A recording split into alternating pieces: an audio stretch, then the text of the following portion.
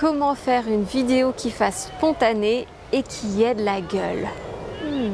Bonjour, je m'appelle Sylvie, je suis gérante de Couteau Suisse Productions qui a pour mission de révéler les marques à travers une image légère, sincère et consciente. Mon but et mon kiff à moi, c'est de faire pétiller l'empreinte de ton entreprise à travers des vidéos, des photos et à travers aussi la formation à la vidéo avec smartphone Vidéo Gaga. Pour faire une vidéo spontanée, dans un premier temps, il faut que je sois au clair avec ce que je veux dire et pourquoi je veux le dire. Donc une fois que je suis au clair là-dessus, je sais ce que je veux dire, j'ai pris le temps d'organiser mon script ou bien en tout cas un déroulé rapide et je sais pourquoi je le dis, je vais prendre les choses de manière progressive. J'ai fait ma préparation, j'ai aussi préparé le matériel, j'ai choisi un lieu qui me plaisait pour faire ma vidéo spontanée. Et bien, je commence déjà par choisir où exactement j'ai envie de me placer.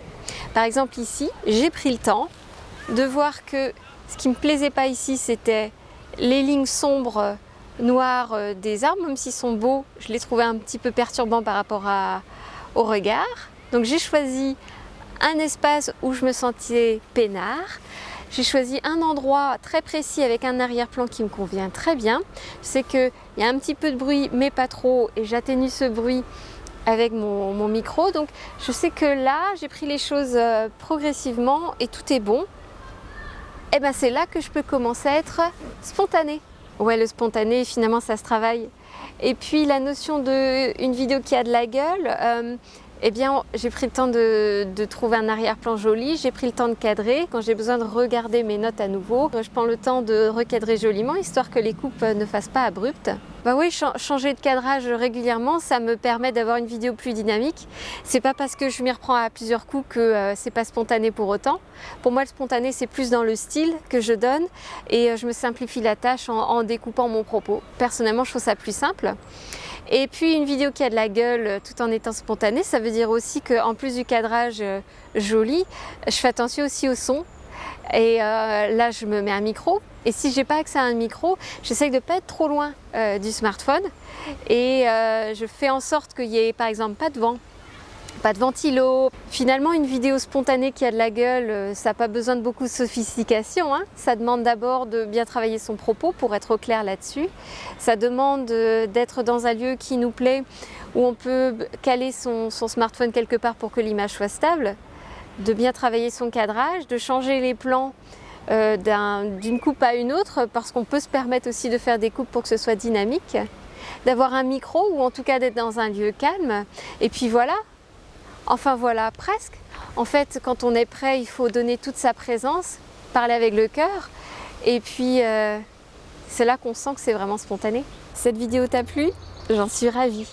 Sache que tes retours me sont importants pour continuer à faire des vidéos qui soient utiles pour tous les professionnels qui aspirent à avoir une image alignée avec leur activité. Alors, ne sois pas un consommateur passif, s'il te plaît. Est-ce que tu peux me dire en commentaire comment cette vidéo t'a parlé? Peut-être que tu as des questions à me poser qui soient en lien ou pas avec le sujet de cette vidéo. Et n'hésite pas aussi à repartager et liker cette vidéo. Ça me sera très utile et aussi utile à tous ceux qui ont besoin de voir mes vidéos. Je te remercie. À bientôt. T'es encore là? Eh ben écoute, parlons des coulisses de ce montage. Là, c'est la toute première vidéo que je filme. J'ai décidé de filmer plusieurs courtes vidéos. En fait, je les ai d'abord listées par rapport aux questions que j'ai de mes stagiaires lors de ma formation Vidéo Gaga. J'ai ensuite scripté peut-être les 10 premières qui m'importaient vraiment ou qui m'inspiraient le plus. J'ai pas vraiment réfléchi à comment j'allais le filmer, je voulais juste que ce soit dans un parc. Il se trouve que j'ai rendez-vous un peu plus tard avec une cliente pour un shooting portrait. J'ai décidé aussi de commencer par les séquences qui vont être constantes de vidéo en vidéo, dont cette vidéo de coulisses. Je vais juste ensuite faire la vidéo qui sera plutôt la présentation à la base. Et ensuite, je vais faire la vidéo de fin qui sera en général l'appel à l'action. J'ai choisi un super parc où il fait beau aujourd'hui. J'ai choisi de filmer avec l'outil que je préfère utiliser moi en tant que professionnel, c'est-à-dire c'est un Canon hybride qui me permet, avec l'intelligence artificielle qui est intégrée, de faire un focus automatique sur mon œil, et ça c'est très pratique.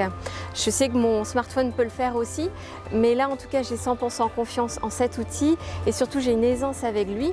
Ça a nécessité non seulement des années d'apprentissage de ma part, mais aussi un investissement.